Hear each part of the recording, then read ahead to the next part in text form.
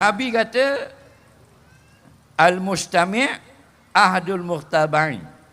Orang yang tukang dengar orang mengumpat. Dia tukang dengar. Tukang dengar. Nah, dia tak bercakap, dia tukang dengar. Ahadul muhtabain sama dikira salah seorang daripada tukang mengumpat.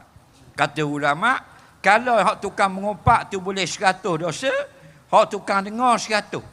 Kalau hak mengumpat tu boleh 1000, hak tukang dengar 1000 juga. Sama banyak. Al-mustami' orang yang sengaja dengar. Ahadul muhtabain salah seorang dari tukang mengumpat. Tapi kalau orang yang dengar orang mengumpat, tidak berdosa. Sebab Nabi tak kata orang yang dengar. Kalau orang yang dengar, Nabi kata as-sami'. Tapi Nabi kata al-mustami'. Apa beza? Orang yang dengar dengan orang yang sengaja dengar. Orang yang dengar ni lain. Dia lalu kat orang ngumpat, dia dengar. Dia pun terus berjalan. Tu orang yang dengar, tidak berdosa.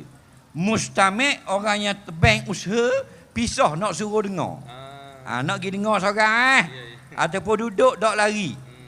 Jadi masuklah dalam bab berkongsi dalam perkara yang haram. Man ra'a minkum munkara falyughayyir. Nabi kata kalau benda salah, tegurlah dia. Kalau tegur jadi sakit ke kita, larilah dan benci dalam hati.